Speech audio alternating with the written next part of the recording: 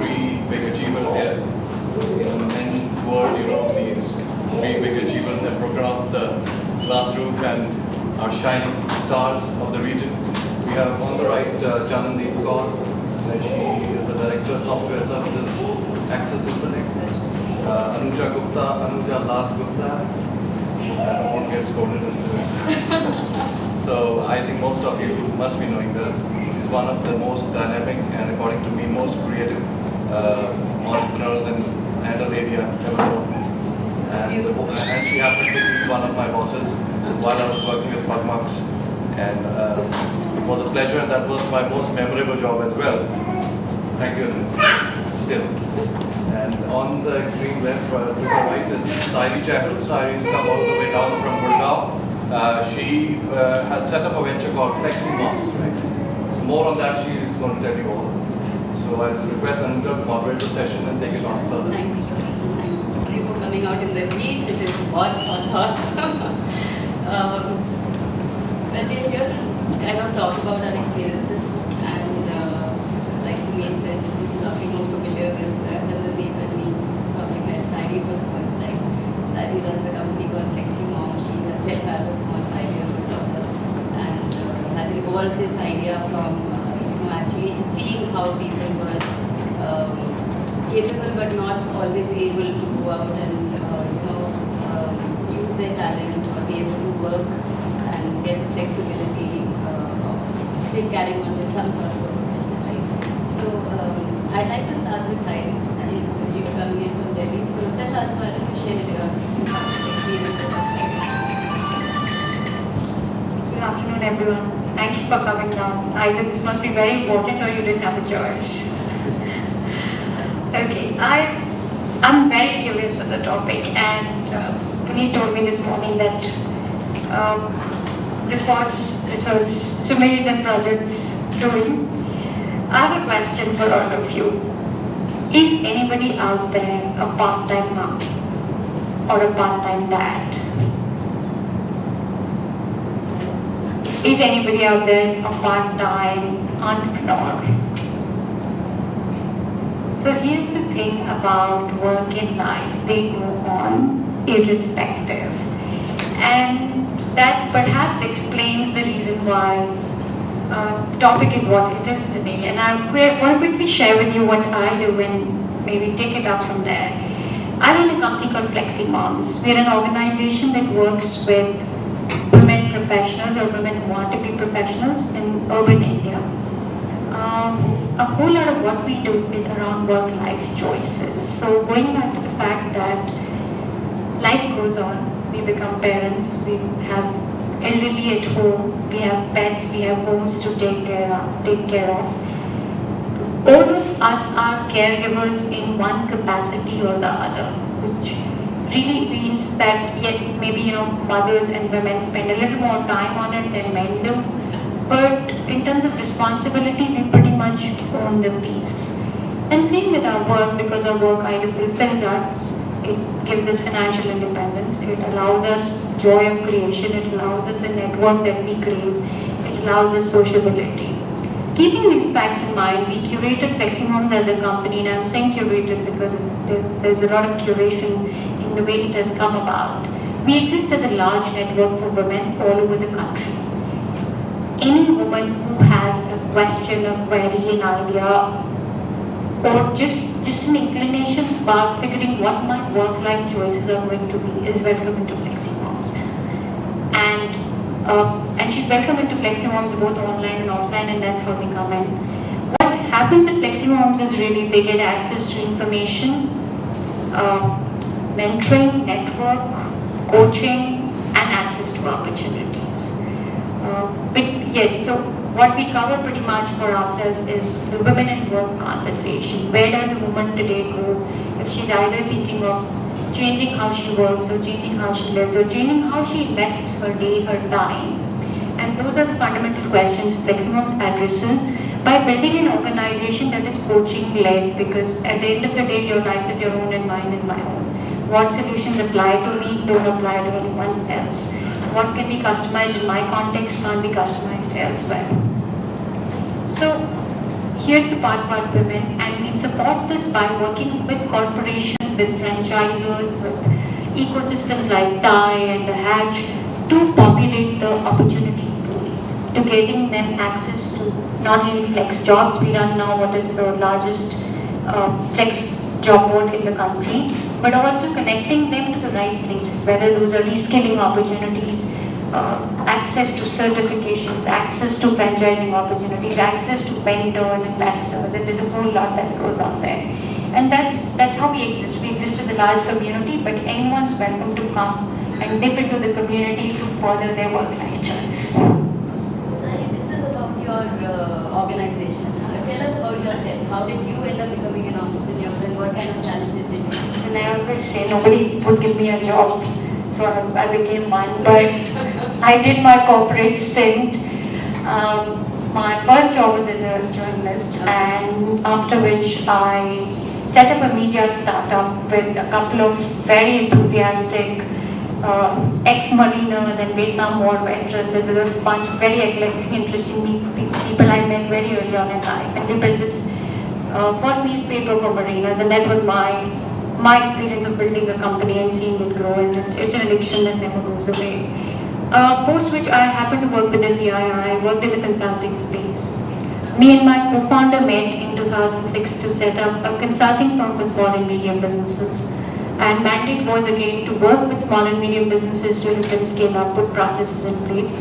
And a little of what we do at Fleximoms really came as a learning from that time, where every business we spoke to, everybody we met, had a talent issue, had a people issue, had to figure out on where their best people are going to come from and how they're going to stick with them. Fleximoms as an idea started to pop up in 2009. We launched our first version of the website in 2009, but we didn't do a commercial launch until last year. We used that time to go out into the country. Between me and my co-founder, we've had personal conversations with at least 10, 12,000 women all over the country to get a little more idea where we are today. So, Chandradeep, why don't you tell us what you faced as challenges when your child was small? She has a 17-year-old son today who's about to hit class 12 and she's panicking a little bit. Yeah, it is a panicky road at the moment. But first of all, I would like to thank all of you who are present here.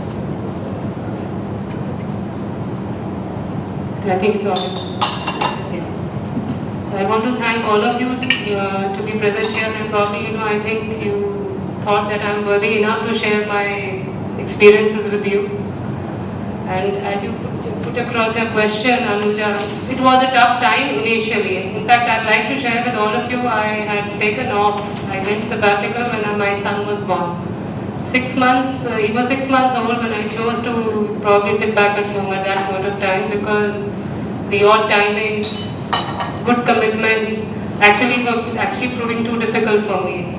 That tomorrow I had a commitment to achieve, probably a project to achieve or a deliverable to be passed on to somebody, and my son was not well at night. So the next day I probably had to choose to take off. So there were a lot of kind of fumblings each day that I was encountering, and I finally chose to take an off. And then when I sat home, then I said, okay, I'm idle. What happens when he's falling asleep and then I have nothing to do at home? So finally I decided, I said, okay, might as well, start doing small odd things which I could deliver because of my capability. So when I came back to Chandigarh, my husband in fact was the one who chose to, he said, okay, why not, settle down together, come back to Chandigarh. I was in Delhi that time. So we thought to come back to Chandigarh, and we started a small enterprise, 2 of us. He partnered with Wipro and we started offering IT solutions in those times. And I just happened to choose those customers, the Wipro customers who were actually at those times committed to Wipro. So I started offering them small services on databases, maybe training the corporates, giving them some kind of solutions in which they could actually carry out some kind of database optimizations or something better they could delve out from the existing investments. And slowly from a 2-member setup, we grew into today, as of now, we are into more than a 100-member organization. That's awesome. So that's something which, what I feel as of now is the credit goes both to my husband, who had an insight that I could actually do something on my own and have a standing. But the challenges, as you asked, were many in terms of timings that you have to in terms of hours that you have to give to your children. And that too hours in terms of quality time, not only hours but quality time. If you're leaving them in company with your aides, let's say if you don't have your parents around, you have your probably nanny sitting with them, so you have to see what exactly are they learning from them in their company. The amount of time that they spend in home, what company are they, what are they learning in those timings. So you actually have to go and keep on checking. So your work as well as the children growing up, you have to see whether are they actually turning out to be good people, good children. So that's a challenge. That's actually a challenge. So every small thing or a small setback you see in your child, you say, okay, probably you've not given them enough time. So each day you are fighting to do it better. So that's actually a challenge. There's always that feeling of guilt in the back of your mind that, my kid doesn't do well in it. But all that I have realized, eventually, probably, that phase was initially the 5, 6 years or 7 years when children are not mature. But later on, when you start confiding in them, they actually add to your confidence. And they return back very well. They return back wonderfully. They also start to respect you a lot more because they realize that, mom is working, mom is trying to divide her time between us. They are the ones who everything. make you feel more confident and even proud. And I'd like to share a very interesting incident that happened with me. I travel abroad for work once a year or even lesser than that, once in a while. And a couple of years back, I traveled with a colleague. So there were just the two of us women. And every time we would travel abroad, we would always do our own driving. So our clients are based in the US, so we would always do our own driving. And my husband does not like to drive, so it was always me who was doing the driving, even when we went to the US or the UK or wherever. And so this time round, when I was going, I knew that my husband is not going to be around, so I was feeling just a little underconfident, how am I going to manage, stuff like that. So he's asking me that, what are the things that are bothering you? And I said, one thing that's bothering me is that I don't know how to get gas at a station. That's the only thing I didn't do when we went previously. I would be sitting behind the wheel and I would say, so he would put the fuel and we would come back into the car. So I figured that out. He told me this is how you have to go in, put in the money or swipe your card, whatever. And I'm sitting in the Shatabdi, going to Delhi to catch my flight. And I never mentioned to anybody that I'm a little nervous, I'm a little uptight or whatever. And my younger daughter was away to Kerala playing a soccer tournament, and she SMS'd me while I was in the Shatabdi, and she said, don't worry, mom, you're a strong woman. You will get there just fine and you will get back just fine. And I was a little taken aback because I thought, how does this kid know that, mom is a little worried or hassled or whatever. And every time when I was out for about 2 weeks or 3 weeks, and during that time I was in situations where I didn't know what to do. Like my GPS packed up one time, so I didn't know how to get from Seattle to Bellevue or whatever. And I had to follow the road signs, I didn't have a map, whatever. And every time I would be stuck in a situation like this, I would remember my daughter's SMS, which said that you're a strong woman, mom, and you will be just fine. You'll get there and you'll get back. So when I came back, I told her. So just to kind of add to what you're saying, kids actually start to really, they cope up very well. They cope very well, and they give you so much encouragement. They never make you feel guilty that you're actually a working mother and that, you're not around to spoon feed them and you're not around to bathe them. Sometimes your child is very small. How do you deal with that? Does she make you feel guilty at any point that mom isn't around or she's very challenging, I will use the term. So I asked, so last 1 month I've been overlooked. I went to Nigeria for a trip. I've been literally out every weekend. Normally I keep my weekends for her and we try and spend some time. So about 3 days ago, I asked her, what? You think I should shut Legacy Moms, and just stay at home with you and we'll spend more time? No, Mama, are you silly? You just come back home early, okay? Try and come for a jog in the evening. right? So she figured that It's important for you to do what you're doing. yeah, and here I think, and this is something a little learning from Legacy Moms for all of us, the significance of honest conversation. So there's us and our work-life choice, and there are our immediate relationships, tier 1 relationships, tier 2 relationships, our support structure. And one things we always send out as a message is to go and have an honest conversation whether it's with your spouse, your kid, your mother-in-law, your driver, anybody who needs to support you or needs you while you are doing this. And it's really simple, and I think, yet it is a little bit of conversations we've buried deep inside. We're just sort of having those conversations in our head, and they continue to bother us until we bring them out. And turns out, the moment you put them on the table, they're like paper, they vanish. So, when we are looking at women like us, coming from our socio-economic backgrounds, we have a lot of support system. We have, staff at home, we have in-laws, we have the driver, and we have the maid and the nanny. And, these people form support systems, and we end up trusting them a whole lot with our children, and we say, okay, I can leave my child with this person, and this person will take care of my child. But there are a lot of women out there who are also looking at entrepreneurial, options or opportunities, and who really do not have this kind of a support system. They do not have a driver, they do not have a nanny. Maybe they don't even have a four-wheeler. They are probably just, going around on their kinetic Honda trying to get their act together. So I think it's very important for us to be able to also take that perspective and say, how do you deal with that? How do you deal with this? Because the reason I'm pointing this out today, I also have the luxuries that are there, but I did not originally. I think two distinct trends to sort of map. One is the fact that today there's a lot of technology to allow us to build lives we want to build for ourselves. So even if I want to run a small home-based business, if I want to start off, when I start off, all I need is an idea and a little bit of support, which probably doesn't need me to go out there and sort of need all this. The second thing, and I think this is a really significant trend, so all this while, 50, 60 years of being an independent country, women and maid's rights, we've done a lot. What we haven't done is build a culture of investing in yourself.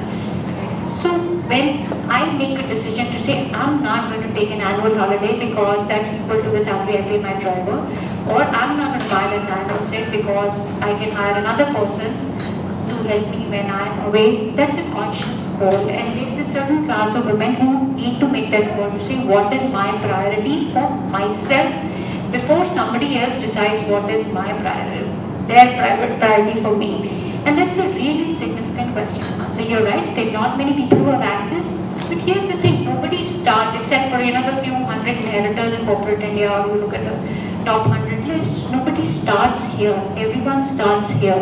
The good thing is today if you have a laptop and a mobile phone and you have an idea you want to work on, you can start off. If you have a skill, you can monetize that skill.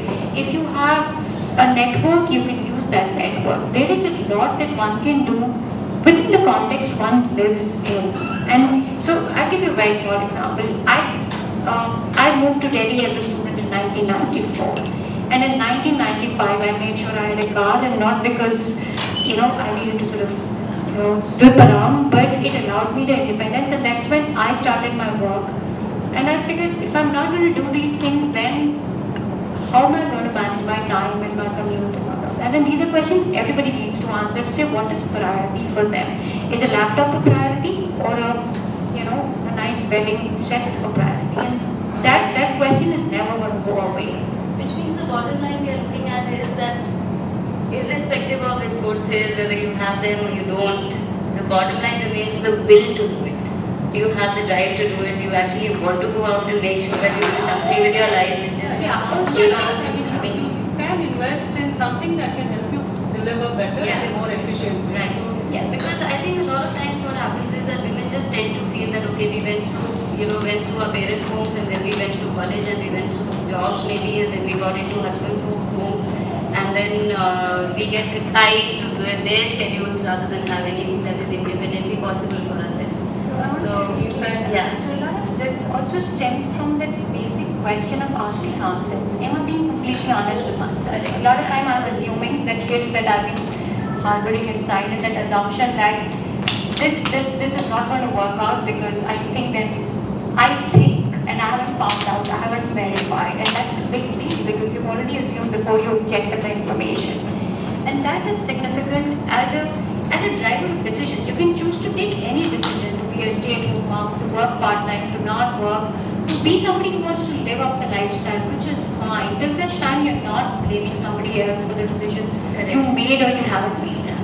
No, a lot of times you meet with women who say that I don't want to work, I want to stay at home, I love dressing up, I love being at home, I love to take care of my house, my children, whatever. Fair enough.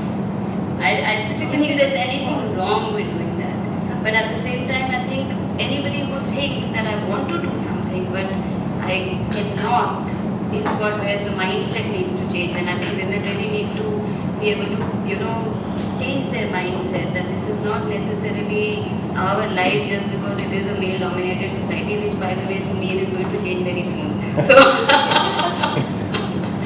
So, what do you think, Japan?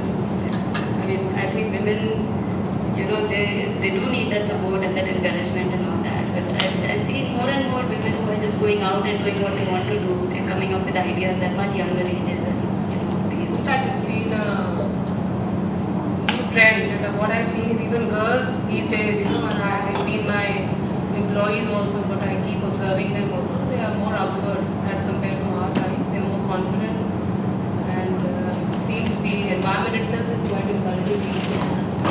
And they're not so crazy about getting married and settling down any longer. They are keen on, maybe doing other stuff or starting something on their own. Less hassles in their mind and okay, they have to go back and do something at home also. So because they are more equipped to them.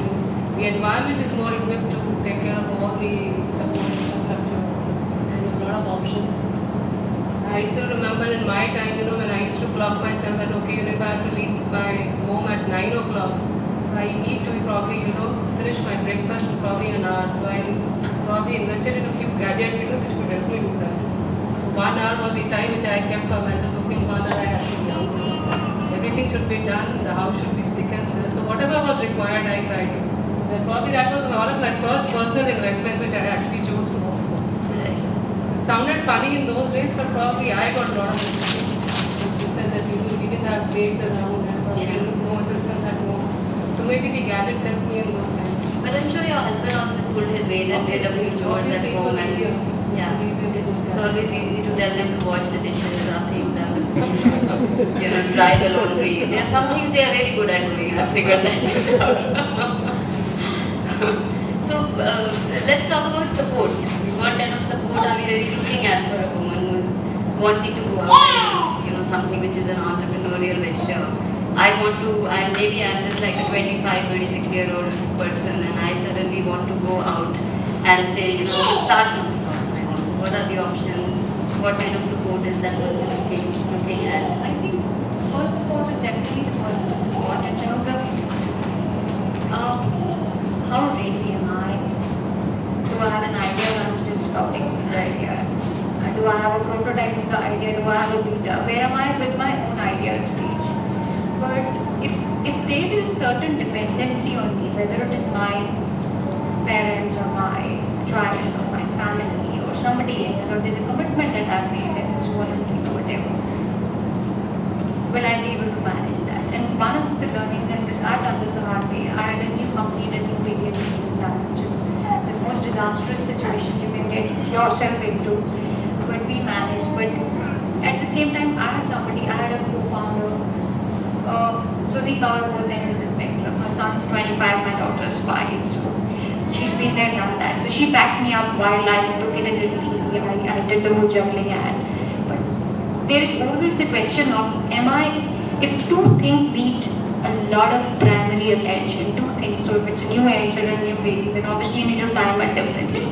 Is childcare covered? And let's face it, we still don't have the childcare certification systems, creches like the West does, but what we have a lot of is help I can ask, a lot of support with family and neighbors and friends and gated community, things like that. Taping that up, and once you know that at least there is some amount of freeing up of your bandwidth, both in terms of your own mental bandwidth and your time, you're good to go. I mean, at max, what will happen? That thing will not work out, but if you don't give it a shot, you'll live with regret for all your life. It's essentially we are looking at support, which I think any individual needs anyways. It doesn't matter whether you're a man or a woman. The bottom line is, as a son,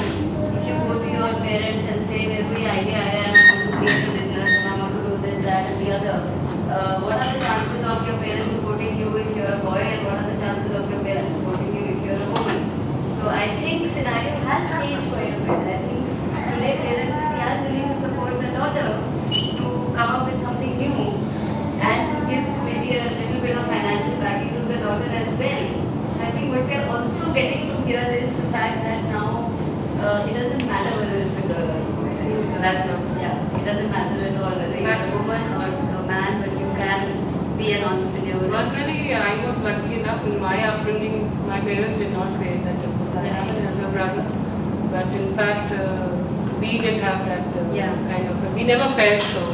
Whatever course I used to and my sister used to participate, my brother also was. Everybody was used to. We grew up in the same. Yeah. So in our situation, we were 3 girls. And my mother thought that these are 3 girls and they must learn how to cook and stitch and It was more of a- clean and the upbringing laundry was and more like everything. all-rounded. And my father always thought that I have 3 boys. So he made sure we knew how to paint the walls and do the plumbing and do the electrical bits and stuff like that. So I'm saying even in that time we did not have that that discrimination because they just kind of assumed that we are different and went ahead and made it through the whole of that stuff. Yeah. So there is an audience question we have. Yeah. It's a common saying you might have heard, behind every successful man there is a woman. So is it vice versa? What does it imply to you 3 ladies? In your case, in your case, how it has been like? My man shop. Ooh. In fact, when I started my session, I mentioned what is inside, the confidence that he showed that yes, I could do something. And I would like to share, he was the one who always said, kitchen mein kya kar rahe ho?" He says, "You are more capable of doing something else, it's better to try out something new, pressure or something, it's better try out something else." So like a new software program. Well, I think definitely anybody who sets up there needs your background. I mean, you really need, and of course, I do rely a lot on family support and childcare support and all kind of support I can get, and I outsource as much as I can in terms of maintenance and all of that. But the fact also remains there is anybody who sets out there needs a partner to back him up. So whether and yes, in a lot of our cases, there are husbands who support us, but and there is also a big bunch of women who are struggling with the relationship issue because we've been brought up with 2 things. One, universality of marriages, which is you have to live through what you've been plastered with. And second question of not being able to have honest conversation, that this is my expectation of my life and this is where I would like to go with it, and can you support me and vice versa. Until that happened, and the support that we're so proud of at the moment has happened because somewhere that articulation of expectations has happened. Has been said. And unfortunately, and it is true that a lot of our families and joint families are, a lot of women face this challenge of permission, of being allowed, of being set out. And I think this goes back to what is your expectation of yourself? How are you going to resolve it? Who are you in your own head? What is your own identity? And these questions are very closely interlinked. And while an individual is going to cover a back, most likely it's a husband for, in our case. But it could be anyone. It could be a friend, it could be a sister, it could be a partner, it could be somebody you live with, it could be anyone. And anybody who goes out there needs one person to watch out for them. And I think as husband and wife, your spouse is the person that you're probably closest to. You're spending a lot of intimate moments and a lot of, conversations. So me and my husband, we dated on food, so that's our common love, what is the best place to eat in town and all of that. But we never do the work conversation. I mean, at least what's happening in my work life is none of his business, and what am I struggling with challenges. But everything else sort of is a de-stressor, whether it's the dog or what are we doing in for holidays and stuff like that. And there's a pattern to every conversation. So some things sort of make it warmer and more comfortable, and some things are not issues you want to talk about. Where is this going? What is your career path? Or what is the backup plan? Also because we're different personality types. I'm the more open, free, go take a risk, fail at it, do it again kind. He's very, very calculated, very, very organized and very sincere about it, which means he will do it very differently. A lot of what I do, so if I go out and say, we're going to start another venture, we're launching in another city, so his personal reaction might be, my God, this is going crazy. It might just stress him out. So the work conversation's off the table because it stresses him. And and similarly, there are some things. So, for example, what is to be done with the in-law side of family in terms of, what that's like your piece of ship. You take care of that. Yeah. And there are some areas which are competence. There are some no-go areas. You figure that yourself. But I've also felt that a lot of times, like I was saying, your spouse is